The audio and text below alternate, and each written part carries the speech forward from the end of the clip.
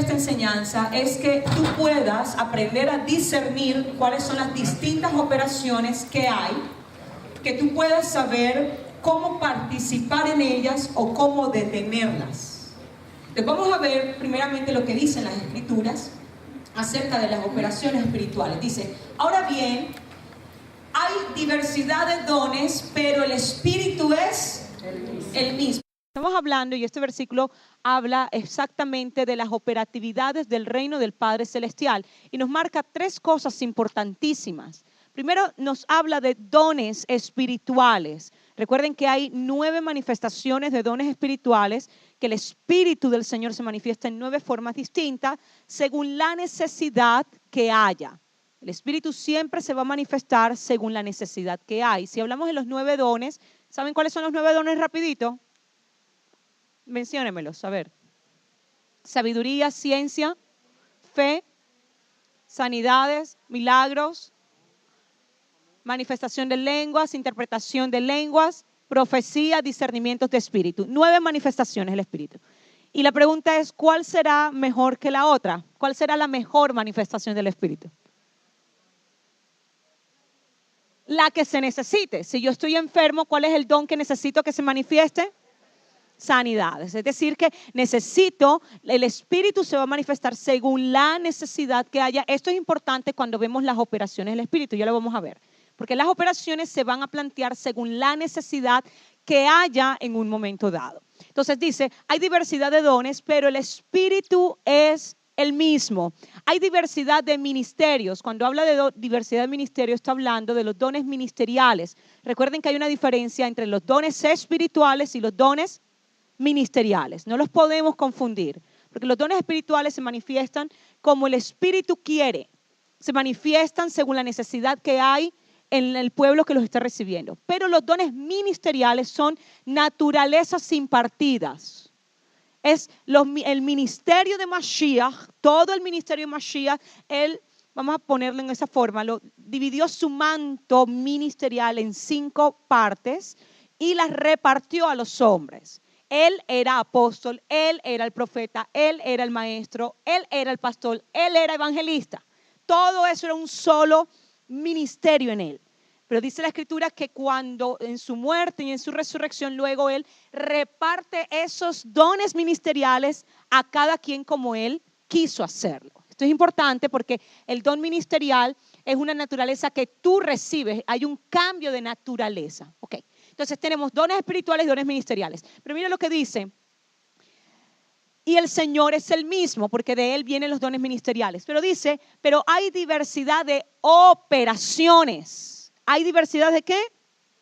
De operaciones. Entonces divide dones espirituales, dones ministeriales de las operaciones del Espíritu. Pero dice que el mismo Dios, el que hace todas las cosas en todos, pero a cada uno le es dada la manifestación del Espíritu para el bien común. Es decir, que la manifestación de los dones ministeriales espirituales o de las operaciones del Espíritu siempre es para el bien común. No es para el bien simplemente individual, es para el bien común. Cada vez que se manifiesta hay un propósito por el cual se está manifestando. Esto es importantísimo, porque a veces queremos que haya una operación del Espíritu o una manifestación del Espíritu, pero no hay un propósito por el cual el Espíritu manifestarse. A veces lo queremos es por show, por espectáculo, por deseos infantiles, por inmadureces o por, no sé, diferentes tipos de sentimientos, anhelos o deseos que no necesariamente son los propósitos o para el bien común o para los propósitos del Padre Celestial. Entonces vimos las diferencias, vemos que sí hay operaciones espirituales en el mundo terrenal, en el ámbito en el que nosotros estamos. Vamos al otro, dice, y vas a leer en Isaías 28, 21, mira lo curioso de esto, que dice, porque Yahvé se levantará como en el monte Parasim, como en el valle de Gabaón, que se enojará. Ahí la palabra enojar es curioso porque habla de un movimiento violento. Cuando habla de enojo, no está hablando como el enojo que tal vez usted y yo podemos tener en un momento de frustración, de rabia o de molestia. No, el enojo, esa palabra en hebreo, habla de un movimiento violento. Él se moverá con violencia para hacer su obra, su extraña obra, y para hacer su operación, su extraña operación. Implicando que la operación del Espíritu, la operación que el Padre Celestial ejecuta, es extraña para los hombres. Esta es una de las características fundamentales dentro de la operatividad del reino celestial. Las operaciones del Padre son extrañas. O dígame una operación que Dios ejecutó en la Biblia que sea normalita. Ninguna.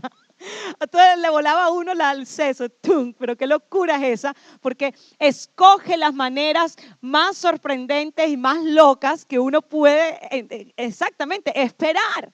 No trabaja en una forma normal. Diga el que está al lado, Dios no es normal. Sí, claro, porque normal somos nosotros, Él está fuera de la normalidad. Y nosotros no podemos esperar que Él sea normal o que actúe como nosotros actuamos. Él actúa según su propósito, según su naturaleza. Él es extraordinario. Usted se lo puede decir a la persona que está al lado. Nuestro Padre es extraordinario. Entonces Él va a actuar en una forma extraordinaria, fuera de lo ordinario, fuera de lo que usted y yo actuaríamos. Por eso esas operaciones son extrañas para nosotros. Cada vez que Dios va a operar, va a actuar de una forma extraña, extraordinaria, fuera de lo común,